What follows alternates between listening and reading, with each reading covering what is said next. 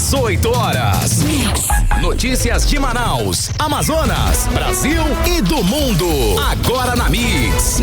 Legal, agora 6 horas, 1 minuto em Manaus. No ar, mais uma edição do programa 18 horas. Eu e ela, Karine Leão. Tamo junto, Carlão. Boa noite. Muito boa noite pra você sintonizado aqui em 100,7. Já começo agradecendo a sua companhia. Estamos juntos até às 7 da noite aqui no 18 horas. Legal, agora você pode participar e interagir com a gente aqui no programa 18 horas. Participe, mande aí uma mensagem de texto, um alô. Nosso WhatsApp é o 994887592. A gente quer saber o que você pensa a respeito dos assuntos que a gente aborda aqui no 18 horas. E tá valendo também a sua participação para você que nos acompanha ao vivo pelo YouTube. Manda a sua mensagem de texto. Participe, 994887592. Começando 18 horas com os destaques do dia. Acusado de assassinar o ex-sargento da Polícia Militar se entrega para a polícia. Os dois eram réus no caso do assassinato do engenheiro Flávio Rodrigues em 2019. A polêmica da contratação de uma organização social para administrar o Hospital 28 de Agosto e o Instituto Dona Lindu. Amazonas não vai participar da Conferência das Nações Unidas sobre as mudanças climáticas. Legal, agora 6 horas 3 minutos. Mais uma vez, boa noite para você na sintonia certa. Você que está sempre no melhor mix do Brasil. Agora nós vamos juntos até às 7 da noite com esses e outros assuntos, os destaques desta terça-feira, 5 de novembro de 2024. No ar, 18 horas. 18 horas. Olha, a polícia prendeu o lutador de MMA, o Mike Vinícius Teixeira Parede, de 42 anos, acusado de assassinar com um tiro na cabeça o ex-sargento da Polícia Militar Eliseu da Paz de Souza. Carlão, tanto o Mike quanto o Eliseu eram réus no caso do assassinato do engenheiro Flávio Rodrigues em setembro de 2019. Os dois estavam aguardando o julgamento em liberdade. O Mike Vinícius se entregou na delegacia especializada em homicídios e sequestro depois que imagens dele ao lado do ex-PM assassinado momentos antes do crime circularam na internet. Nas gravações, os dois são vistos caminhando num posto de gasolina. Os dois, então, eles pediram um carro por aplicativo. Segundo o motorista, tanto o Mike quanto o Eliseu, eles se desentenderam e foi quando o Mike Vinícius atirou contra Eliseu da Paz. Olha só, Eliseu foi baleado na cabeça, chegou a ser socorrido e estava internado no hospital João Lúcio, mas não resistiu aos ferimentos e morreu na madrugada desta terça-feira. A arma usada no crime era do ex-PM morto. Eliseu da Paz e o ex-lutador de MMA Mike Vinícius ficaram conhecidos em Manaus depois da morte do engenheiro Flávio Rodrigues em 2019. Um caso de grande repercussão. Na época, os dois, junto com mais 3 pessoas, foram indiciados pela Polícia Civil pela morte de Flávio, que aconteceu dentro da casa onde Alejandro Valeico morava, filho da então primeira-dama Elizabeth Valeico e enteado do então prefeito de Manaus, Arthur Neto. As investigações apontaram Mike Vinícius como o autor das facadas que mataram o engenheiro. Inclusive, ele chegou a confessar o assassinato. Ainda segundo as investigações, Eliseu da Paz teria sido o motorista do carro que transportou o corpo do engenheiro da casa onde Alejandro Valeico morava até um terreno no bairro Tarumã. Os dois foram encaminhados a júri popular, mas aguardavam o julgamento em liberdade. Mike Vinícius Teixeira e Eliseu da Paz de Souza eram os únicos envolvidos no homicídio que ainda respondiam pelo crime. Bom, quem tem mais informações sobre essa prisão é o repórter André Meirelles, que conversa ao vivo agora com a gente aqui no 18 horas. Boa noite, André. Durante o interrogatório, Mike permaneceu em silêncio e se recusou a dizer o motivo desse novo assassinato. Conta mais detalhes pra gente, André. Boa noite. Boa noite, Karine. Boa noite, Carlão. Boa noite a você que nos acompanha aqui na 100.7. Olha, segundo a defesa de Mike, durante o interrogatório, ele preferiu se manter em silêncio, depois aí que se apresentou ali na sede da delegacia especializada em homicídios e sequestros, alegando ser inocente. Inclusive, agora, nesse momento, agora há pouquinho, eu conversei com o advogado de defesa do Mike, o advogado Josimar Bessó. Ele relata a situação do cliente. Vamos acompanhar.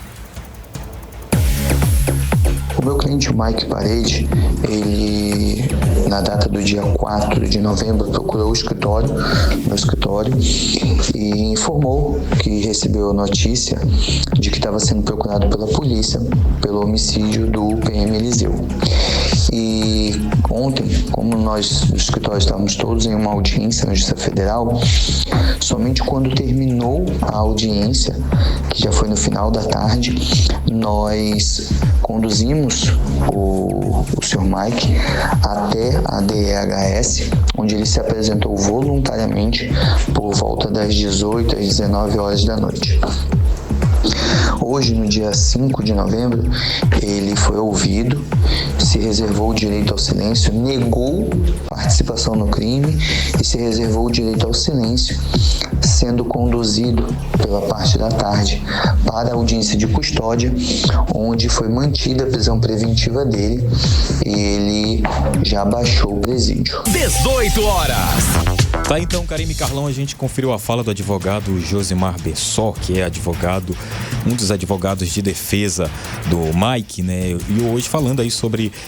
hoje teve, na verdade, uma coletiva de imprensa, onde a Polícia Civil aqui do Amazonas, com os delegados que estão à frente desse caso, também falaram aí a respeito dessa prisão. Estão nesse caso porque é agora um novo caso tratando de homicídio, né? Do homicídio desta vítima. Então, segundo a delegada Marília Campelo, que é adjunta ali da DHS, a vítima foi morta com um tiro de disparo da própria arma que ele mesmo entregou para o suspeito do crime, o Mike Parede.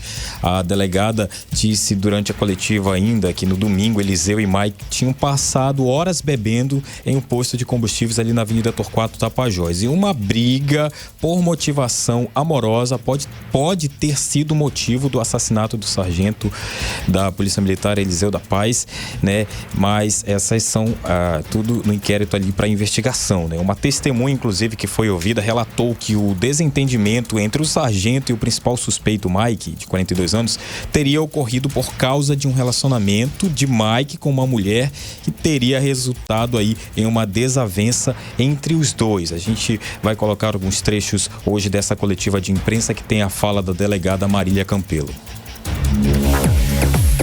Prisão do Mike Vinícius Teixeira Parede, né? Ele que é o suspeito de ter, então, praticado homicídio contra o Eliseu da Paz de Souza. A delegacia de homicídio se iniciou imediatamente as investigações. Os nossos investigadores conseguiram coletar imagens de onde um motorista de aplicativo iniciou a corrida desses dois passageiros. Que o Eliseu da Paz, que é a vítima nesse caso, ele estava sob efeito de álcool. O Mike Vinícius, que é o suspeito, ele estava portando a arma do Eliseu e, segundo a filha dessa vítima, relata pra gente que o Eliseu confiava muito no Mike, eles tinham uma amizade de longos anos, né? E que quando ele estava em estado alto ali de embriaguez, quando eles saíam, ele confiava a arma dele ao Mike, que foi o que aconteceu naquele dia. E o Eliseu está bastante falante, o Mike está calado, de cabeça baixa, e 1 minuto e pouco depois que a corrida se inicia, ele ouve um estampido.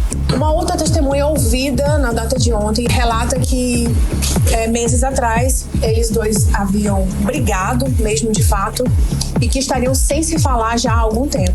18 horas. Tá, então, Karime Carlão, a gente conferiu a fala aí da delegada Marília Campelo.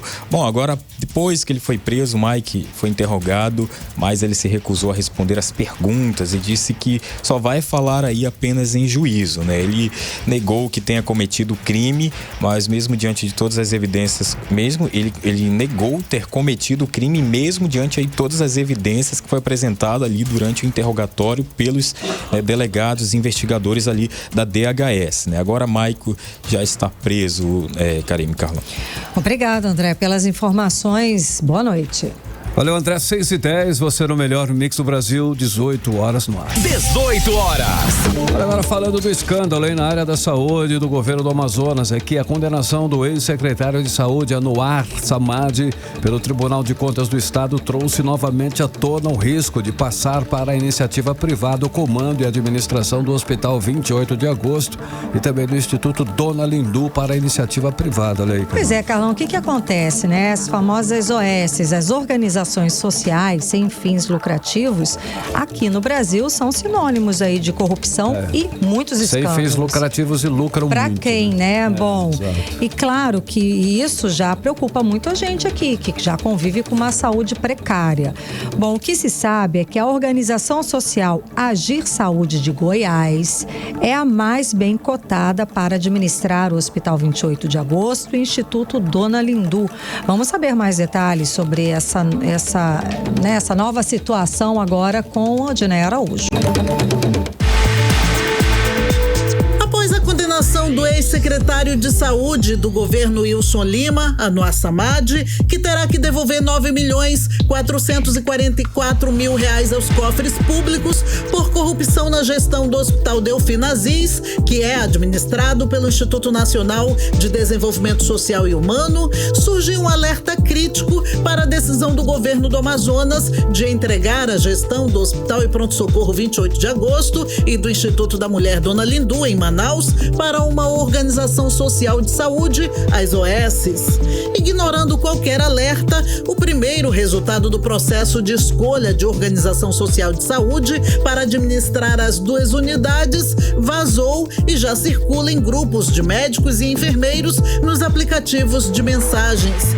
A Associação de Gestão, Inovação e Resultados em Saúde, Agir Saúde de Goiás, foi classificada em primeiro lugar com 82,5 pontos, reacendendo preocupações sobre o modelo de gestão por OS e seu histórico problemático tanto no Amazonas quanto no restante do país. O Instituto de Gestão e Humanização, o Instituto de Desenvolvimento, Ensino e Assistência à Saúde, IDEAS, e o Mais Saúde também foram classificados. Os outros participantes, INTS, IDEAS, INSV e CGAN, foram desclassificados, evidenciando as incertezas em torno desse processo. A condenação do ex-secretário Anwar Samad reforçou o temor de que a saúde pública esteja sendo tratada como moeda de troca para interesses privados, pelo menos na opinião do deputado estadual Wilker Barreto, que em sessão plenária voltou a criticar o que chamou de descaso com a saúde no Amazonas. Segundo Wilker Barreto, autor da denúncia contra Anwar Samad, a decisão do TCE comprova o dano causado aos cofres públicos e reforça sua crítica à intenção do governo estadual de privatizar a saúde no Amazonas. Eu vim alertando lá atrás que os transplantes renais, coisa séria, não vinham sendo executados e o mais grave, pagaram por serviços não executados. E que isso possa servir de exemplo para aqueles que insistirem ainda a fazer do dinheiro do público, melhor dizendo, de coisas erradas. Então, temos outras denúncias, infelizmente uma enxurrada. Além de devolver mais de R$9 milhões aos cofres públicos por ter pago por transplantes não realizados, o ex-secretário Anwar Samad também foi condenado a pagar multa de R$34 mil. O deputado Wilker Barreto sugeriu que a Casa Legislativa do Amazonas assuma a avaliação dessas organizações sociais nos hospitais 28 de Agosto e Dona Lindu até que seja convencida do que é melhor para a capital. Odinei Araújo para o 18 horas. Você está ouvindo 18 horas. Agora em Manaus, 6h15. Vamos falar sobre os bastidores da política, Carlão. Bora, Cíntia Blink já está por aqui, Karine. Tá aqui com a gente já. Boa noite, Cíntia. Então, a advogada Maria Benigno tomou posse hoje como juíza do Tribunal Regional Eleitoral do Estado do Amazonas. Ela é a segunda mulher advogada a ocupar uma cadeira no TRE, não é isso? Boa noite, Cíntia. Boa noite, Karine. Boa noite, Carlão. Tá me ouvindo bem? Tô. Então, ótimo. Limpo e claro. E boa noite pra você que tá com a gente na 100.7. Sim, eu estive lá nessa posse e vou falar, muito esperada, viu? Porque Maria Benigno, ela é uma advogada que é, como disse Gisele Falcone, que é a juíza, quando o assunto é direito eleitoral aqui no Amazonas, a gente não tem como não procurar, não citar, não ouvir Maria Benigno. Então, já era esperado que ela ocupasse esse lugar, né, de juíza substituta há mais tempo. Ela já concorreu outras vezes e dessa vez ela foi por unanimidade, né, colocada ali, escolhida na lista tríplice. Foi o nome que Lula, que é o presidente, colocou para ser a juíza, porque esse é o trâmite normal, tá? É aprovado por aqui, daí vai para Brasília, o presidente então define quem que é da lista e toma posse como tomou posse hoje numa cerimônia lotada, super lotada. Acho que dá para falar isso porque o auditório lá do TRE tava cheio, não tinha mais gente que lugar para sentar. E ela foi muito aplaudida. Legal, né? Você falou muito que ela foi muito durante... Não foi um aplauso qualquer, realmente não. Foi aquele merecido de reconhecimento pelos trabalhos, pela trajetória dela. Desse jeito mesmo. Ela teve o discurso... Aliás, uma coisa muito bacana de falar. A mesa estava composta mais por mulheres do que por homens. Olha aí. E o TRE do ano que vem, ele vai ter muitas mulheres. A presidente do TRE ano que vem é Carla Reis, desembargadora.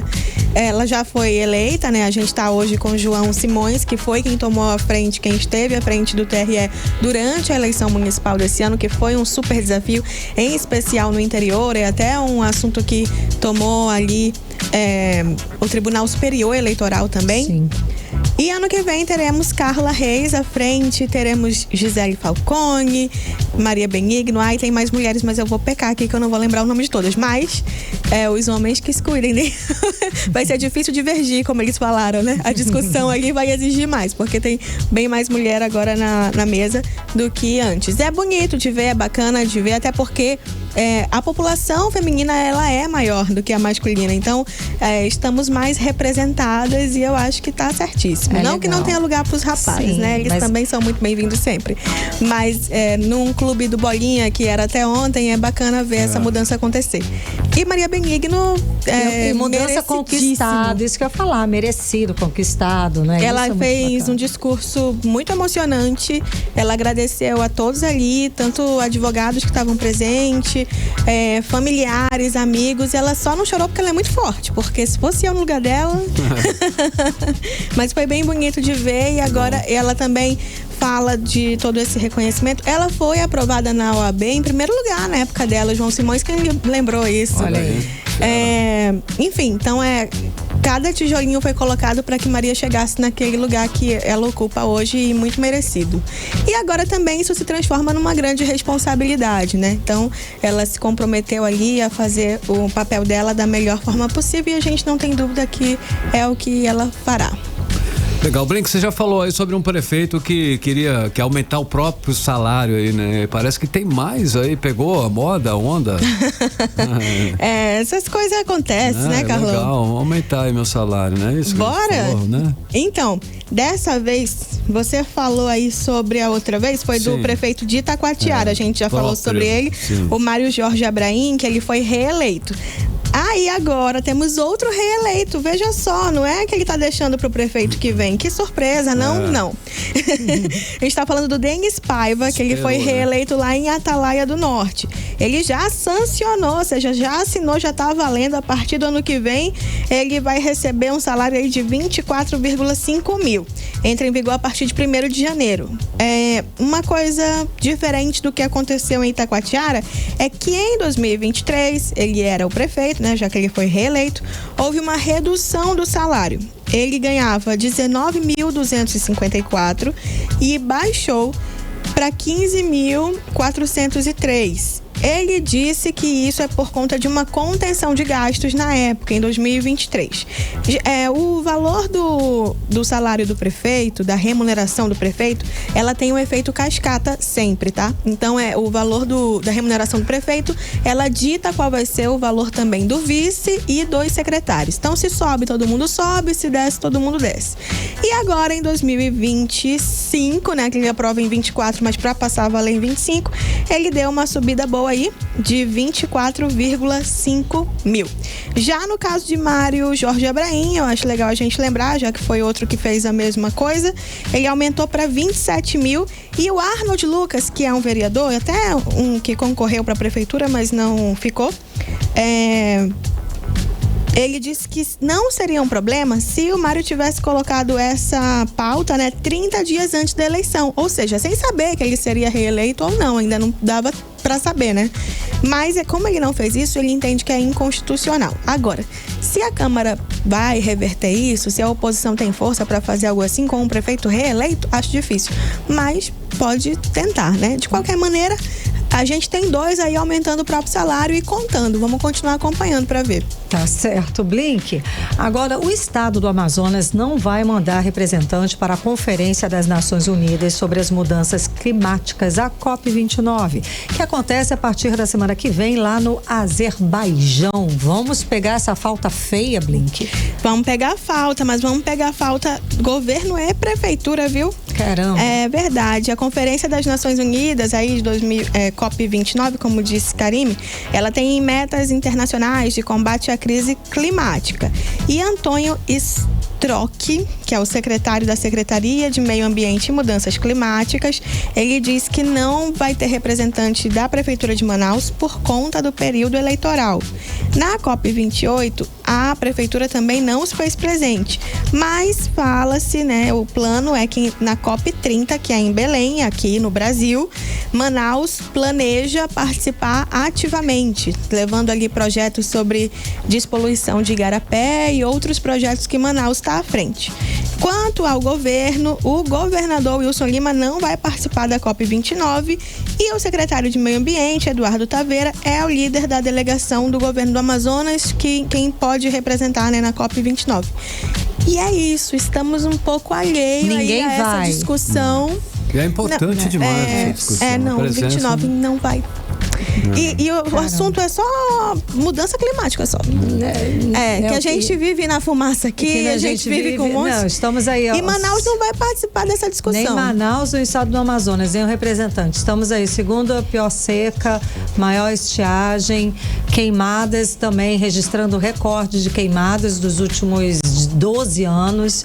E a gente não vai participar porque tá tudo bem. E como é que a gente vai cobrar que ninguém tá olhando para Manaus? Tá passando por tal situação e ninguém tá olhando para Manaus, ninguém tá olhando para Amazonas. Se a gente não se faz presente se a gente também não discussões. Não dá a nossa voz para que seja ouvida, né? Nem que seja para falar, olha, gente, tá pegando fogo, a seca tá absurda, a gente precisa de ajuda, vamos lá, mas não, né? Não sei se vai mudar até lá, mas por enquanto a gente vai ter. Mas já é semana que vem, será que vai dar tempo? Já é semana que vem. Vai lá. Blink, a conselheira Yara Lins, ela pode ser reeleita? Pode ser reeleita. Deixa eu te contar isso agora, porque eu estava numa ligação tentando entender o que estava acontecendo antes de entrar ainda há pouquinho. O que acontece? Tribunal de Contas do Estado do Amazonas, quando o assunto é presidente, agora rende que é só pra gente, né, menino? Lembra quando era a época do Érico pra Yara? Foi tudo. Agora a gente vai falar da Yara Lins, que é a atual presidente, uma mulher também, né? Então, vindo aí do TRE cheio de mulheres, e a gente tem uma presidente mulher no Tribunal de Contas e possivelmente continuará sendo Yara, continuará sendo ela que é a única conselheira, né? Por enquanto. O resto os outros são homens. Yara, ela teria que entregar o cargo agora de 2020, em 2026 teria um outro presidente. A tradição, antes de acontecer o que aconteceu ano passado com o Érico Desterro, seria o vice virar o presidente. Isso não está escrito que é para ser assim, mas esse acordo ele vem acontecendo sempre. E quem é o vice hoje é o Fabian Barbosa. Não sei se ele estava com expectativa de ser o presidente, mas o fato é que o pleno, ou seja, os conselheiros ali, né, e auditores que votam, decidiram mudar o regimento interno da casa para dizer que a reeleição é permitida. Não sei se inspirados, Carlão, no Cidade, né? Sim, lá na Assembleia. Mas o fato é que colocaram ali a reeleição. Foi votado, decidiu que sim, o Pleno decidiu que sim, mandou isso para a Assembleia e agora a Assembleia, que não tem nada contra a reeleição, pelo que a gente tem visto, quem vota? Então, se a Assembleia disser, ok, a gente concorda, tá valendo, a reeleição é permitida. Automaticamente quer dizer que Yara será a presidente novamente? Não sei, mas quer dizer que ela pode se candidatar de novo e pode ganhar de novo, sim. Tem jurisprudência. Agora, a gente vai ver o que vai acontecer dentro desse TCE, se eles querem Yara novamente. Agora, claro que ninguém é bobo de saber que ninguém manda um projeto desse para a Assembleia sem antes conversar um bocado. Então, alguma coisa foi feita ali para que sim, esse projeto não vai sem saber que ele será aprovado. Agora, isso garante que ela vai ser reeleita? Vamos ter que continuar vendo os próximos capítulos que o TCE sempre entrega. Entrega mesmo. Eu vejo você amanhã. Valeu, Blink. Até amanhã. 6h26. 18 horas. Olha só, o governo federal, em parceria com a ONU, acaba de lançar um pacotão de 700 milhões de reais para enfrentar os crimes ambientais que têm assolado e muito a nossa Amazônia. É um apoio significativo com recursos que prometem fortalecer a fiscalização e combater o desmatamento, queimadas e também a exploração ilegal de recursos naturais. Então, Carlão, a ideia é direcionar esses 700 milhões de reais para operações de campo com equipamentos e tecnologia de ponta, ajudando as equipes a combater as atividades criminosas de maneira mais ágil e eficiente. E mais, há uma preocupação em incluir as comunidades locais em todo esse processo, garantindo que elas também possam contribuir de alguma forma nessas ações de conservação da floresta. É isso, Karime. A parceria entre o Brasil e a ONU quer fazer essa iniciativa um exemplo mundial de preservação, mostrando que o combate aos crimes ambientais não é só uma responsabilidade nossa, mas uma operação geral, né? Uma questão global, Karime. Exato. Vamos ver como essa ação vai se desenrolar, né? O que vai acontecer, principalmente vamos fiscalizar os gastos também, né? Claro. Vamos acompanhar aí as ações e vamos também trazer para você aqui no 18 horas os próximos passos dessas ações para manter todo mundo bem informado. Legal. 6h27, você no melhor Mix do Brasil. 18 horas. Continue aí em 100,7, continue bem. Vamos lá, daqui a pouquinho você confere que pesquisa revela que peixes do Amazonas estão contaminados por mercúrio. Detalhes para você em instantes. 18 horas. Agora é conferindo a previsão do tempo e temperatura para amanhã que é quarta-feira. Karime Leão. Previsão do tempo. Segundo informações do Clima Tempo, para amanhã a previsão é de sol com muitas nuvens e pancadas de chuva de tarde, tá? À noite o tempo fica apenas nublado. A mínima prevista 27 graus, a máxima não deve passar dos 33 graus. As chances de chuva são de 68%. A umidade relativa do ar fica entre 61% e 93%. Mix. Olha, o nível do nosso Rio Negro voltou a subir depois de 12 dias, registrando aí estabilidade e vazante. De ontem para hoje, o rio encheu 1 centímetro e agora tem a cota de 12 metros e 18 centímetros na régua, lá no Porto de Manaus. Muito bem, olha, pesquisadores da Universidade do Estado do Amazonas encontraram níveis alarmantes de mercúrio em peixes do Rio Madeira. Coloca isso em risco à saúde da população que consome essa espécie, né, Karine? Carlão, preocupante, tá? E esse estudo foi feito em parceria com a Universidade de Harvard, dentro do programa de monitoramento de água, ar e solos do Amazonas. A repórter Nathalie Moraes acompanhou o assunto e traz mais detalhes pra gente agora, conversando ao vivo. Boa noite, Nathalie. Então, parece que a quantidade de mercúrio encontrada em peixes como o jaraqui e o pacu ultrapassa 32 vezes o limite seguro, Nathalie. É assim tão assustador? Boa noite. Boa noite, Karime. Boa noite, Carlão. Boa noite, ouvintes do programa 18 horas. Realmente chama a atenção o nível de contaminação, né, Karime? Porque a gente não está falando de um alimento que não é presente na nossa mesa. A gente está falando, né, amazonense, que não come nome, né? Jaraqui, pacu, não tá vivendo errado. Tá vivendo errado. Sim. A gente pode dizer assim. Então, realmente chama a atenção porque nós somos a população que mais consome peixe. E a gente sabe, o jaraqui, o tambaqui e a sardinha estão ali no top 3 de peixes mais consumidos aqui na nossa região. Por isso, essa pesquisa é tão importante e também alarmante. Como você disse, né, Karime? Essa pesquisa, ela foi realizada por pesquisadores da Universidade Estadual do Amazonas em parceria com a Universidade de Harvard. E aí, o que aconteceu? Eles foram para aquela região ali do Rio Madeira, né, onde existe uma presença muito grande de garimpo ilegal. E a gente sabe, muitas vezes, né, essas pessoas, esses garimpeiros, acabam utilizando desses artifícios para extrair, né, o minério. O mercúrio é usado em garimpo ilegal, né? E aí, o que acontece? Tudo isso vem afetado os nossos peixes, os nossos pescados, e tudo isso, como consequência, é claro, afeta a nossa vida, afeta a nossa saúde e principalmente, né, dos povos indígenas, dos ribeirinhos, das pessoas que vivem ali naquela região. Essa pesquisa, ela foi realizada em abril deste ano, mas esses dados só foram divulgados agora, né, pelo setor de monitoramento de água, ar e solos da Universidade do Estado aqui do Amazonas. Eles verificaram, eles analisaram diversas espécies, inclusive, Karime e Carlão, esses peixes, eles foram recolhidos na região do Rio Madeira e eles foram encaminhados para o laboratório lá nos Estados Unidos, onde todo esse trabalho de análise foi feito lá, só que eles realmente não esperavam que nós teríamos, né, essa quantidade tão grande de contaminação. E aí foram analisados peixes como branquinha, jaraqui, pacu, que são o quê? São básicos, peixes, né, que são muito consumidos aqui na nossa região. E aí, como você destacou, Karime, né, o mercúrio na região, por exemplo, ali do município de Humaitá, é 32 vezes mais alto do que o que seria permitido, do que o que seria legal. E aí, quando a gente fala de peixes que são predadores, esse consumo é ainda maior. Só que isso oferece risco diretamente para quem?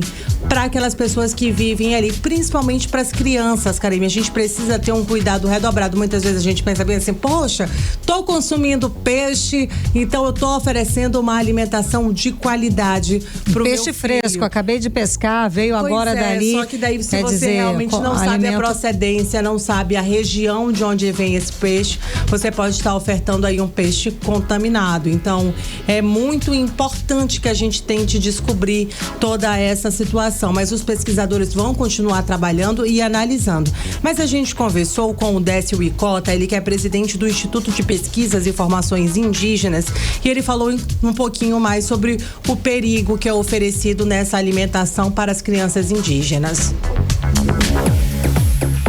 Do mercúrio ser tão perigoso é que ele tem esse efeito sobre o sistema nervoso central de todos os seres humanos, o que pode levar em pequenas doses a problemas neurológicos mais leves, mas também a problemas motores, mas em situações mais graves pode levar até a morte. 18 horas. Realmente é preocupante, né, Karime? A gente ouviu aí a fala do Décio Icota, presidente do Instituto de Pesquisa e Formação Indígenas aqui no nosso estado, falando um pouco mais sobre essa pesquisa realizada pela Universidade Estadual do Amazonas em parceria com o laboratório da Universidade de Harvard, que avaliou aí o nível de mercúrio nos pescados na região do Rio Madeira.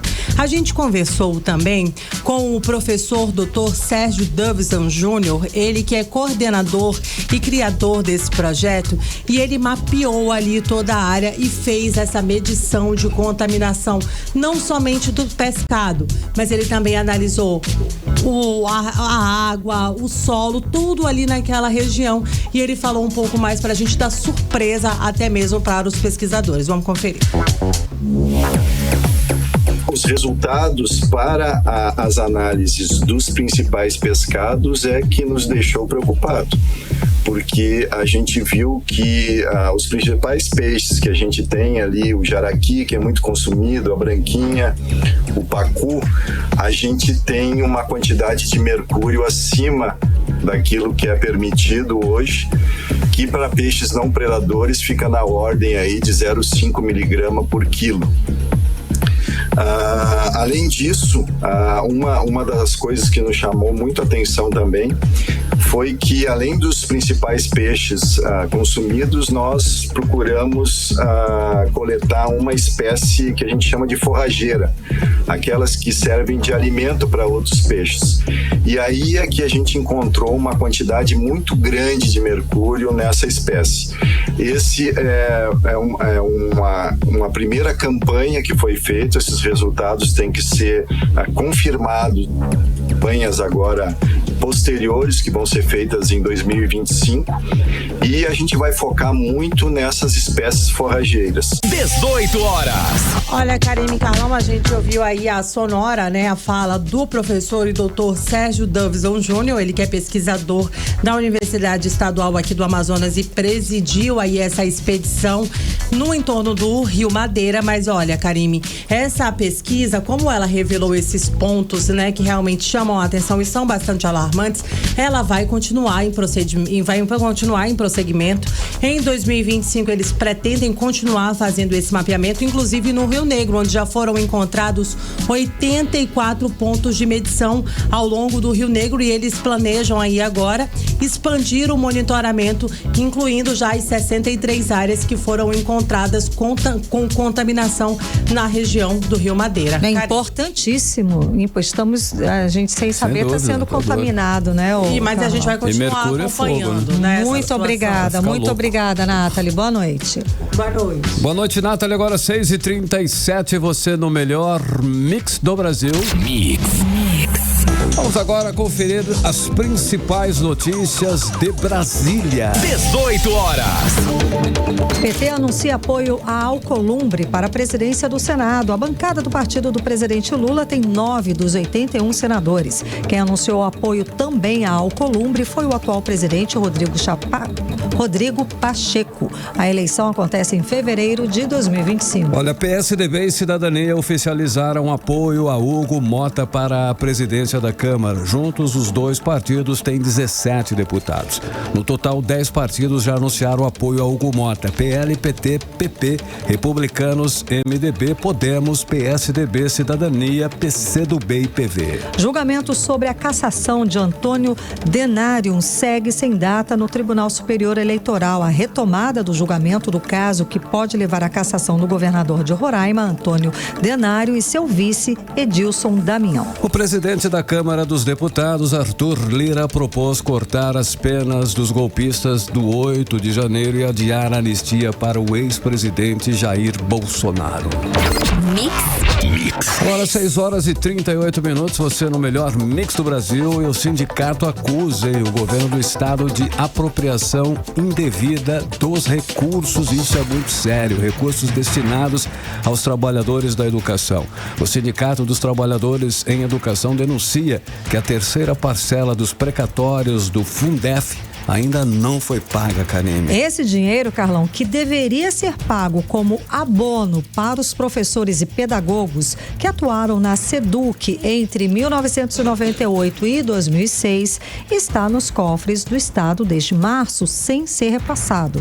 O governo do Amazonas simplesmente ainda não repassou esse dinheiro que deveria beneficiar os profissionais da educação do estado do Amazonas. Vamos acompanhar mais detalhes a respeito dessa história agora com Janaína Araújo. Do estado se apropriou da terceira parcela dos precatórios do Fundef, o Fundo de Manutenção e Desenvolvimento do Ensino Fundamental e de Valorização do Magistério. A acusação é feita pelo Sinteam, o Sindicato dos Trabalhadores em Educação do Amazonas. Segundo o sindicato, 60% da parcela do Fundef deveria ser paga em forma de abono a professores e pedagogos que trabalharam na SEDUC de 1998 a 2006. O recurso, que está nas contas do Tesouro do Amazonas desde o mês de março, é fruto de emenda constitucional conquistada pela Frente Norte e Nordeste pela Educação, da qual o sindicato faz parte.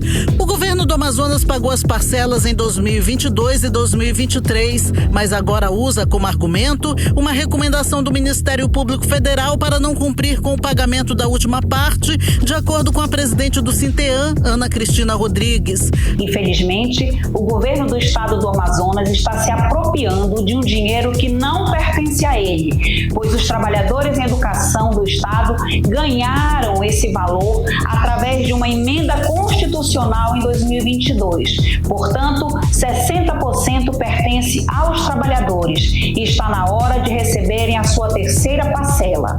Infelizmente, existe uma orientação do Ministério Público Federal. Entretanto, até onde eu sei, e eu não sou advogada, mas sei, que orientação não tem peso de lei. Portanto, o governador do estado tem sim que pagar a terceira parcela dos trabalhadores. O sindicato questiona desde quando uma recomendação do Ministério Público Federal é maior que uma emenda constitucional. Por isso, segundo Ana Cristina Rodrigues, o Sinteã entrou na Justiça com uma ação civil pública contra o governo do Amazonas, cobrando o pagamento aos profissionais no mês de junho. Por isso, nós estamos vigilantes, já entramos com ação na Justiça e vamos lutar até o último minuto, porque os trabalhadores têm direito, sim, à sua terceira parcela. O Fundef vigorou de 1996 a 2006, quando foi substituído pelo Fundeb, o fundo relacionado à educação básica. Municípios e estados identificaram na época que houve falha no repasse da complementação durante esse período e buscaram a reparação na Justiça, que resultou nos precatórios do Fundef. Desse montante, 60% deveriam ser destinados à valorização dos profissionais do magistério e os 40% para a manutenção e desenvolvimento do ensino. Governadores e prefeitos queriam 100% para a manutenção, mas os sindicatos conseguiram articular junto ao Congresso Nacional a emenda constitucional aprovada em 2021, que prevê os 60% para os profissionais da educação, inclusive aposentados e pensionistas. A Secretaria de Educação do Estado, até o momento, não se pronunciou sobre a acusação do Sinteã. Odneia Araújo para o 18 horas. Você está ouvindo 18 horas. Economia. Conferindo agora os indicadores econômicos de hoje, o dólar fechou em queda de 0,63%, cotado aos R$5,74. O euro fechou em queda de 0,17% e fechou aos R$6,28. O Bitcoin registrou alta de 2,29%, cotado a R$400 mil. E o Bovespa fechou em alta de 0,02% aos 130.539 pontos. E dados divulgados pelo Banco Central revelam que os juros do cartão de crédito atingiu 438% no mês de setembro, o maior nível do ano. Faturamento da indústria do Amazonas registrou queda de 12,4% em setembro, segundo os indicadores da Federação das Indústrias do Estado do Amazonas. Esse resultado reflete uma desaceleração no setor industrial, com impacto nas empresas do Polo Industrial de Manaus, que enfrentam desafios relacionados à demanda reduzida e à pressão inflacionária. Por outro lado, Carlão, a mesma avaliação revela que no acumulado dos primeiros 9 meses de 2024, o faturamento registrou um crescimento de 38,7% comparado ao mesmo período do ano passado. Olha, Karime, além do faturamento, outros indicadores industriais também sofreram baixa, incluindo horas trabalhadas, massa salarial e pessoal ocupado. Esses dados reforçam o alerta sobre a necessidade de medidas para estimular a recuperação do setor e evitar aí uma desaceleração econômica mais ampla no estado. Agora 6h44 e você no melhor mix do Brasil. Mix. Polícia Federal deflagrou hoje a Operação Terra Justa para combater o desmatamento ilegal na Amazônia. Foram cumpridos 5 mandados de busca e apreensão, sendo 4 em Manaus, capital, e 1 em Novo Progresso, lá no Pará, hein, Karine? Carlão, essa operação inclui ainda 7 mandados de sequestro de bens e bloqueio patrimonial. A repórter Nathalie Moraes acompanhou o assunto e volta a conversar ao vivo aqui com a gente no 18 horas. Boa noite mais uma vez, Nathalie. Então, esse bloqueio de bens atinge mais de 78 milhões de reais, é isso? É um gasto, é um dinheiro, sequestro, hein? Realmente considerável, né? Pronto. Mas considerável mesmo, Karime, é os prejuízos que tudo isso trouxe para o nosso bioma, para nossa região. Ontem mesmo, por exemplo, a gente estava destacando, trazendo para os nossos ouvintes a situação das queimadas, a situação da gente ter voltado a respirar fumaça. Então, tudo isso mostra a importância de operações como essa realizada, deflagrada na manhã de hoje pela Polícia Federal, que teve o principal objetivo que combater o desmatamento e a queimada, principalmente na região sul aqui do nosso estado. Essa operação, como você disse, né, Karime, cumpriu aí 7 mandados judiciais de sequestro de bens, bloqueios patrimoniais em valores que superam aí a marca dos 78 milhões de reais. Foram cumpridos aqui na nossa capital 4 mandados de busca e apreensão em imóveis. Essas pessoas, elas são investigadas. Por quê? Porque elas são investigadas? Elas fazem parte de um processo de um grupo criminoso que acabou financiando o desmatamento de aproximadamente 5 mil hectares. Tudo isso promovendo queimadas, causando graves danos ao nosso meio ambiente. Esse grupo, ele teria movimentado uma grande soma financeira através, né, das pessoas jurídicas e do comércio ilegal, além de terem invadido terras do governo federal. A gente está falando de um grupo exatamente, de um grupo que invadiu terras da União. E aí foram feitos vários cruzamentos de dados, né? A Polícia Federal, a gente sabe, faz um trabalho investigativo muito grande. E aí o que eles verificaram em loco, né? Que além das áreas das queimadas, das grandes extensões, eles encontraram inclusive uma área no município de Apuí, que é um município que mais vem sofrendo em meio a essa crise climática, uma área bastante desmatada por esse grupo.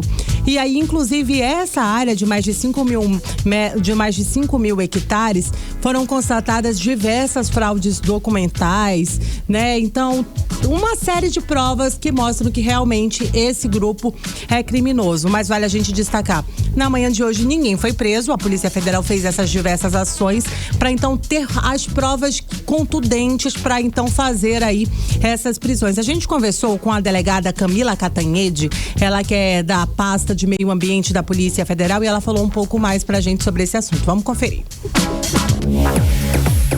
A investigação iniciou-se a partir de uma informação de polícia judiciária produzida pela Polícia Federal.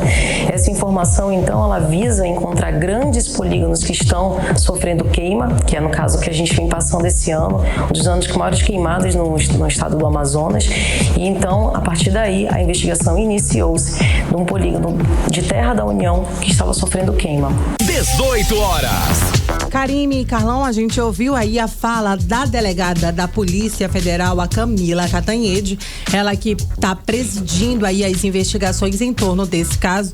A gente vale reforçar, né, Karime, como eu disse anteriormente, essa operação aconteceu em conjunto entre as polícias federais aqui no Amazonas e também no Pará, porque, né, eles investigam aquela região ali de Novo Progresso, no oeste do Pará, onde existe um número muito grande de desmatamento e de queimadas. Quando a gente fala de desmatamento e queimadas, é um assunto que a gente tem acompanhado muito. Sem dúvida. A gente já lembra da fumaça que a gente respira aqui. Voltou a respirar essa semana. Na semana passada a gente trouxe os dados atualizados do INPE, mostrando que o Amazonas está ali no top 3 quando a gente fala, né, de queimadas. Amazonas, Mato Grosso e Pará. Então, assim, realmente são dados que preocupam e trazem pra gente a importância de operações como essa, de combater o desmatamento legal, de combater as queimadas. E aí, Karime e Carlão, se todas essas provas que foram coletadas, né, desses 7 mandados de busca e apreensão, esse sequestro de bens, se a polícia conseguir confirmar que essas pessoas realmente cometeram todos esses crimes, eles podem responder pelos crimes de incêndio florestal, lavagem de dinheiro, invasão de terras da União, além do crime de falsidade ideológica, podendo ficar atrás das grades nada mais, nada menos que 26 anos de prisão. É muita coisa. Olha aí, e devolver aos cofres públicos, né? Alguma multa com certeza também deve ser aplicada. A gente sabe que os prejuízos são inúmeros, né? Inclusive a gente vem sentindo na nossa saúde. Sim. Não tem ninguém, olha aí o Carlão dando uma tossidinha de vez em quando, não tem ninguém aqui que tenha ficado ileso no meio de tanta fumaça, né? Então, no mínimo, é essencial que nós tenhamos operações como essa. Sem dúvida, Nathalie. Muito obrigada pelas informações. Valeu, boa noite. Nathalie. Boa noite. Agora 6h50, você está no melhor mix do Brasil. 18 horas. Carlão, e vai ter uma ação interessante, uma ação solidária para a emissão de RG para crianças e adolescentes de baixa renda, que acontece nesta sexta-feira, sábado, dia 8 e 9, dias 8 e 9 agora de novembro, das 8 da manhã até as 8 da noite, e acontece no piso, lá no subsolo do Shopping Cidade Leste, como explica o repórter André Meirelles. A ação solidária Criança Também é Cidadã é para facilitar a emissão gratuita de RG para crianças e adolescentes de 3 a 17 anos de famílias de baixa renda que possuem acesso limitado aos serviços de documentação. Segundo Mona Rajogi, diretora comercial e de marketing do Shopping Cidade Leste, a ação busca conscientizar a comunidade sobre o trabalho do núcleo e os direitos das crianças e adolescentes. Temos imenso prazer e muita satisfação em darmos as mãos para toda e qualquer ação que venha beneficiar a Zona Leste.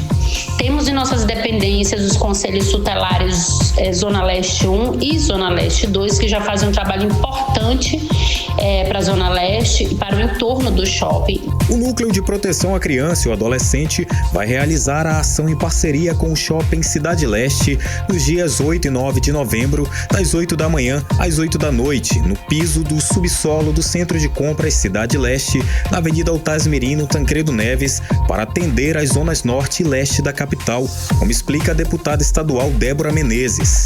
Nos dias 8 e 9, nesta sexta e sábado, no Shopping Cidade Leste, nós vamos emitir RGs de forma gratuita para crianças e adolescentes até 17 anos. Débora Menezes explica ainda que para acessar o serviço de emissão de RG, é necessário que pais ou responsáveis preencham um formulário disponível em um link que pode ser acessado no Instagram @Núcleo de Proteção _NPCA. As inscrições devem ser feitas através do link que está na biografia aqui do Instagram, ou solicite o link através do WhatsApp 92993410022. Uma vez inscrito, você receberá da nossa equipe ainda esta semana uma mensagem de confirmação do horário do agendamento, caso ainda tenha vaga.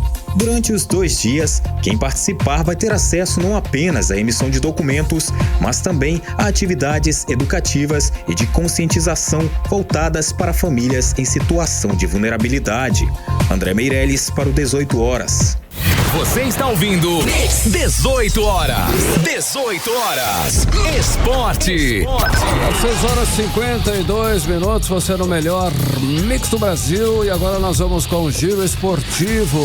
Vamos saber mais sobre o esporte aqui no Amazonas. Olha só, Amazonas e América de Minas Gerais estão se enfrentando, Karime ouvintes, agora na Arena da Amazônia. A partida começou às 6 da tarde aqui, né? Começando, o jogo é válido pela 35ª rodada da Série B do Campeonato Brasileiro. Carlão, placar do jogo, tá? Aí, o jogo do Amazonas contra o América Mineiro na Arena da Amazônia está no intervalo 0-0, Carlão. Nada, 0-0. Bom, o time do Amazonas está no meio da tabela, na 12ª posição com 45 pontos. Não corre tanto risco aí de rebaixamento, mas também não tem chances de acesso para a Série A do campeonato. O próximo jogo do Amazonas é contra o Goiás pela 37ª rodada. Acontece no estádio estádio Carlos Amit, no sábado, dia 16, às 6 da tarde, horário de Manaus. E o Manaus Futebol Clube anunciou a renovação do contrato do atacante Vitinho e do retorno do volante Gilson Alves para a temporada de 2025. E daqui a pouco, Karime ouvintes, começa Botafogo, Fogão e Vasco da Gama, partida que pode consolidar o Botafogo na liderança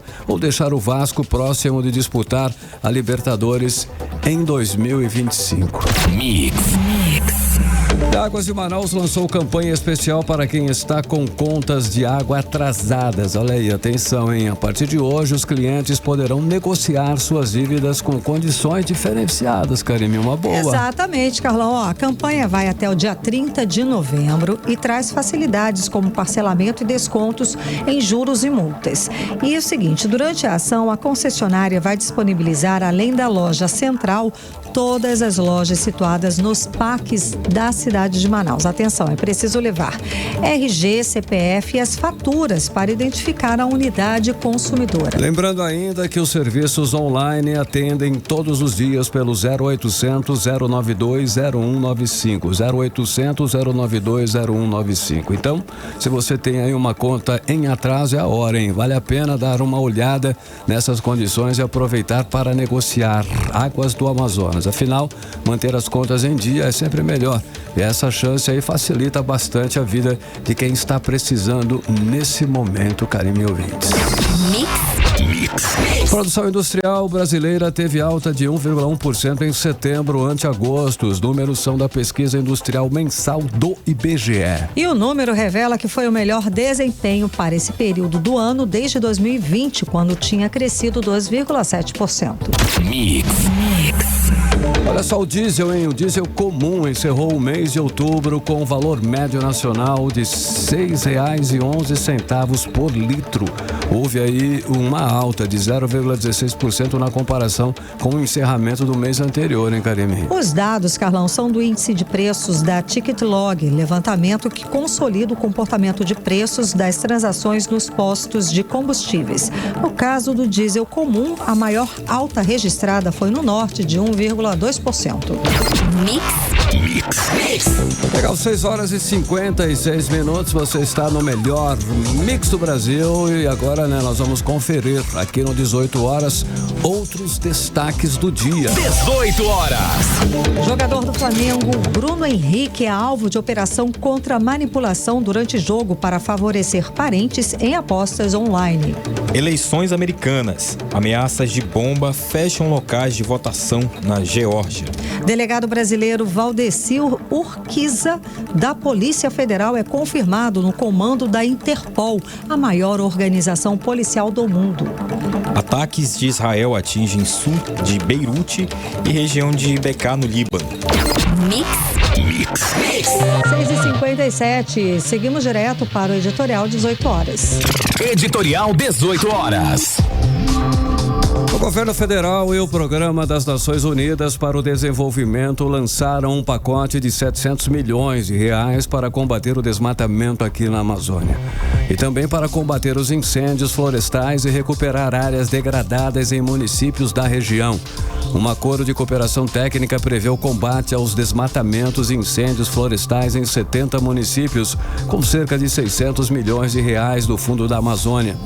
Serão investidos 75 milhões de reais para pagamentos por resultados. A previsão do programa é beneficiar 30 mil famílias com regularização fundiária até 2028. A previsão é investir 96 milhões de dólares, o equivalente a quase 540 milhões de reais em conservação, recuperação, comunidades, inovação e instituições. É outra tentativa de melhorar o combate à destruição da floresta e melhorar também a qualidade de vida de sua população. E que precisa, é claro, ser efetivamente colocada em prática com toda a fiscalização possível do uso dos recursos. 18 horas. Para 6h58, finalizando mais uma edição do programa 18 horas aqui no melhor Mix do Brasil. Boa noite, Karime. Boa noite, um beijo, gente. Até amanhã. Até amanhã. Você ouviu 18 horas. As notícias do Brasil e do mundo. De volta amanhã.